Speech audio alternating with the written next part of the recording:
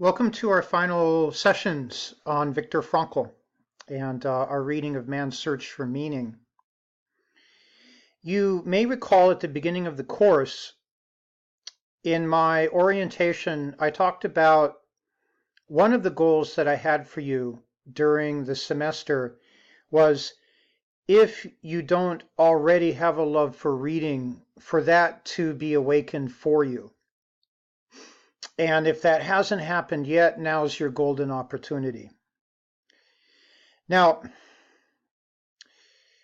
I want to share with you something about the nature of learning how to read and how, in a way, it's almost like learning how to ride a bike.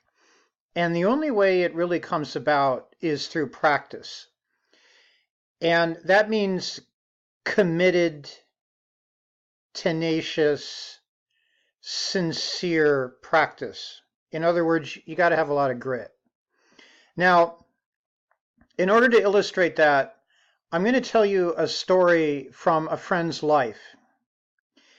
And like me, he grew up on the streets. I knew him back at that time. And he shared with me years later the moment where he felt like he really learned how to read, when it first really clicked for him. And believe it or not, he was around 17 years old and was on a quest for his life's meaning, just as we're about to investigate as we read Viktor Frankl. And he was determined to develop his mind, rather like Malcolm X. And so he was living in San Francisco in the Fillmore neighborhood and scouring bookstores for interesting books. He had no teachers. He wasn't in college. He'd left high school. And he came across a book that he knew was very important. It was called Plato's Republic. Now, we've already met Socrates in our reading of Martin Luther King. He was the ancient Greek philosopher whose works were partly written down and partly expanded upon by his disciple Plato. This is all happening around 350 BC, before the time of Christ. Now, the major work of Plato is called the Republic. It's a daunting piece of intellectual work, and it's been said in the Western philosophical tradition that everything written since Plato is a footnote on Plato's ideas. Do we agree with him? Do we disagree with him? But he's thought to be the person who first really struck out and created that field called philosophy. So anyhow, here we have my friend who's 17 at the time, and he's trying to read Plato's Republic. Now, you may have all had this experience, right, where the page that you're reading is a little bit like Teflon. And so you'll start at the top of the page, and you'll read from the top, and you'll go down to the bottom, and you reach the bottom, and suddenly you think, wait a second, what was that all about? And then you go back, and you read from the top, and you get down to the bottom again, and you're like, wait a second, what was that all about? And you repeat the process again. Well, this was what my friend was experiencing. He was really struggling to get beneath the surface of the words. He knew there was something incredibly important going on in the pages of that ancient book, but he couldn't crack the code. He couldn't get beneath the surface and understand what was really happening there. But he kept at it, and he kept reading. He read on the bus. He read on Muni. He read between breaks at work. He read at night. He just wanted it.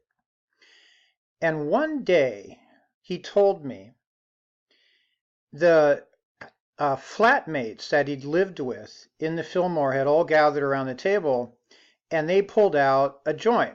That's what marijuana was called back then. It was a joint. And my friend usually didn't smoke marijuana. He didn't really like it. and no one would ever call him an abuser of drugs. But that particular evening, something just told him to try a little bit. And so when the joint came around, he took the slightest hit off of it, just enough that his mind made a sudden shift. And as he was sitting there in the kitchen, he realized, wait a second. And he got up, he went into his room, he sat down, he took out Plato, and suddenly he understood everything. He had that moment of concentration where all that work he'd been putting in to learning how to read suddenly clicked. It came together. He got his balance. And he said that he spent the next week staying up for hours reading the Republic. It was as if this door had swung open on his mind and he was glorying in it. And he was swimming in the depths. Suddenly, he was no longer limited to the surface of what was happening in the book he was reading, but he was able to actually converse with Plato, to engage with the ideas that are being explored in that ancient text. It's a wonderful thing. So that and other people's experience have long been teaching us that learning to read is really a kind of waking up. It's not something, obviously, that we're born with. And it's not something that's necessarily going to come together while we're going through school. We may not get it from our parents. And so eventually, it's really up to us. Do we want to step up and develop that skill, to develop that ability to concentrate and dive into a text and get the gist out of it, to suck the marrow out of it? It's a skill. So let's not underrate it here as we're about to approach Frankl, but also let's not underrate the opportunity.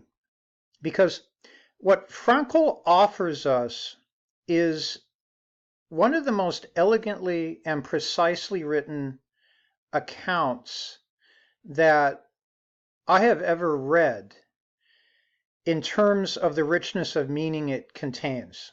One of Shakespeare's plays might get there, but none of us probably want to tackle Shakespeare this semester. But in terms of the sheer meaningful content of every page, I can't think of many works that quite approach it. And the other reason it's such a good step for learning how to read at the level that we're working on in this class is it utilizes very clear thesis statements. And on top of that, it utilizes PIE constantly. Frankl will make a point, and then he'll support it with the most extraordinary information and illustrations from his prison camp experience. And then he will come to very powerful explanations or conclusions, which draw everything together. And the remarkable thing is once you've read the book a few times like I have, you begin seeing how skillfully he weaves together those conclusions again and again. So when Frankl writes about something important, he doesn't just do it once. He comes back again and again, but he does it in such a nuanced and subtle way, you don't even realize that he's doing it at first. So, welcome to your reading of Viktor Frankl. I look forward to engaging with you on it, and I hope that for you it's as eye-opening as it was for me when I first read it. All right. See you in the sessions.